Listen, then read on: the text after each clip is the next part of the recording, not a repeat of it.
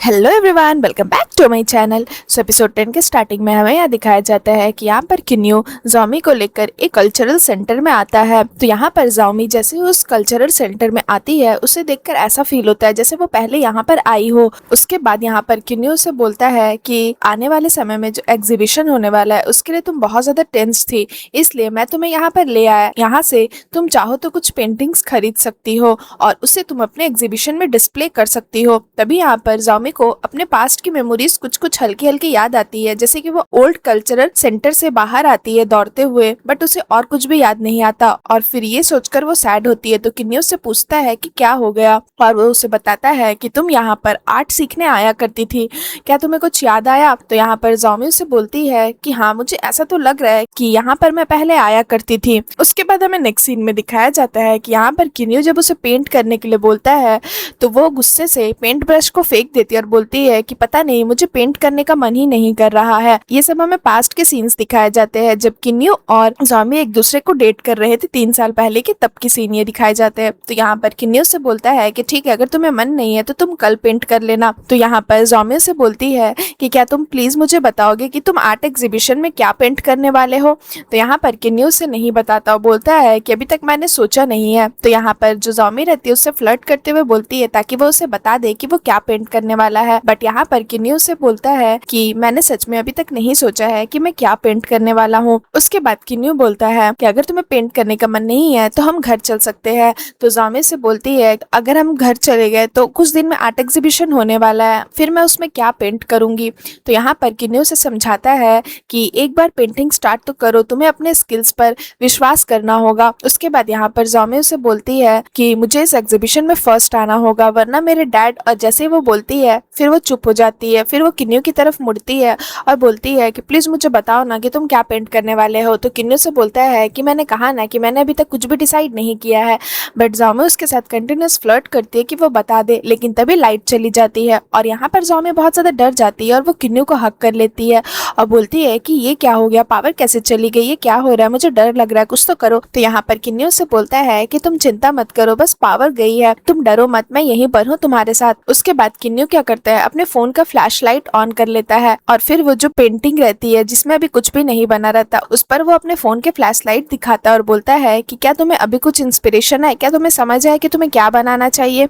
देखो ये जो लाइट है इस कैनवास पर किस तरह से पड़ रही है और ये किस तरह से इस अंधकार को एक छोटी सी रोशनी दे रही है। और उसी से जॉमी को इंस्पिरेशन आता है और वो बहुत ही सुंदर सनराइज वाली एक पेंटिंग बनाती है जो उस आर्ट एग्जीबिशन में लगी रहती है। और फिर हमें प्रेजेंट का सीन दिखाया जाता है जहाँ पर जॉमी और किन्यू उसी पेंटिंग को देखते हैं और यहाँ पर जॉमी को फिर से अपने कुछ पास्ट की मेमोरीज याद आती है, जिससे वो डर जाती है और वो पीछे जैसे ही मुड़ती है वो किन्यू से टकरा जाती है।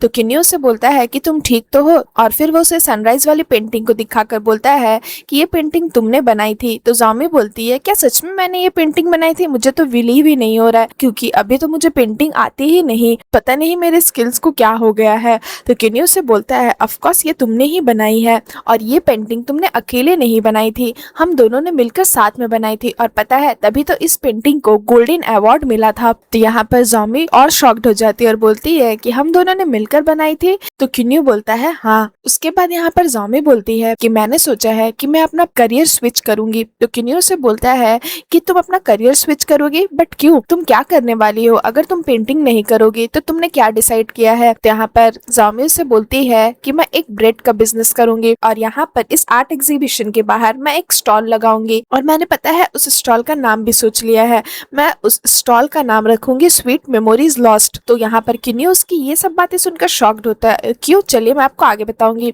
उसके बाद यहाँ पर जॉमी से बोलती है और जो भी अपने पेंटिंग्स के बारे में मुझे बताएगा मैं उसे एक फ्री ब्रेड दूंगी। और फिर हमें पास्ट का सीन दिखाया जाता है जहाँ पर जो जाओदुआ रहती है वो बिल्कुल जॉमी की तरह ही बात करती है कि वो एक ब्रेड का स्टॉल लगाएगी। तो किन्यू इसलिए शॉक्ड हो जाता है क्योंकि उसे जॉमी को देखकर जाओदुआ की याद आती है और वो मन में ही सोचता है कि ये जॉमी मुझे बिल्कुल अलग से क्यों लग रही है। उसके बाद वो उसे एक ऐसी जगह पर लेकर आता है जहाँ पर एक लड़की टाइकोंडो सीख रही होती है। तो जॉमी जैसे ही वहाँ पर आती है वो उसे देखकर बोलती है कि मुझे ऐसा क्यों लग रहा है कि मैं यहाँ पर भी आई हूँ। और फिर वो उस लड़की को देखती है जो कि टाइकोंडो कर रही होती है, तो वो उस लड़की को फॉलो करती है। तो यहाँ पर किन्यू फिर से शॉक्ड हो जाता है क्योंकि वो हर स्टेप इतने अच्छे से कर रही होती है जैसे वो एक टाइकोंडो मास्टर हो। तो ये देखकर किन्यू सोचता है कि जो असली जाओमी थी उसे तो बिल्कुल टाइकोंडो आती ही नहीं थी, बल्कि जो जादुओ थी वो ही अपनी मॉम के साथ टाइकोंडो सीखा करती थी। तो ये सब देखकर किन्यू शॉक्ड रहता है। उसके बाद हमें यहाँ दिखाया जाता है कि वो लोग दोनों फिर बैठ जाते हैं और यहाँ पर जाओमी से बोलती है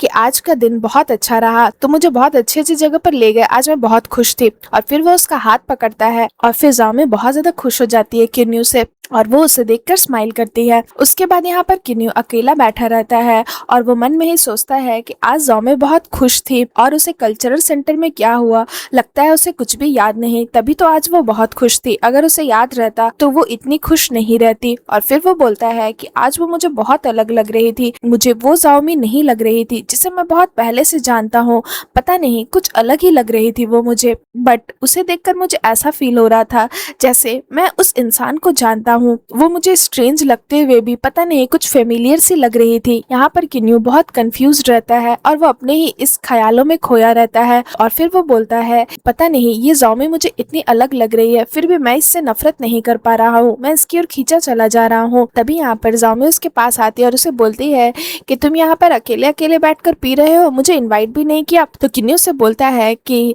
तुम रेस्ट कर रही थी इसलिए मैंने तुम्हें डिस्टर्ब नहीं किया। उसके बाद जाओमी उसे बोलती है कि पता है मैंने एक फाइनल डिसीजन लिया है अपने करियर के लिए। तो किन्यू से बोलता है कि बताओ। तो जाओमी से बोलती है कि मैंने डिसाइड कर लिया है कि अब मैं अपने लॉस्ट मेमोरीज के पीछे नहीं भागूंगी, मैं अपना पास्ट याद करने की कोशिश नहीं करूंगी, मैं प्रेजेंट में जीऊंगी, मैं आज में जीऊंगी। तभी यहाँ पर किन्यू उसका गाल पकड़ता है और फिर सीन यहाँ पर खत्म हो जाता है। सो फ्रेंड्स, अगर आपको मेरी ये एपिसोड अच्छी लगी हो तो प्लीज मेरे वीडियो को लाइक करिएगा, मेरे चैनल को सब्सक्राइब करिएगा। मैं जल्दी लाऊंगी आप लोगों के लिए इसकी न्यू एपिसोड। सो फ्रेंड्स, आज के लिए बाय बाय।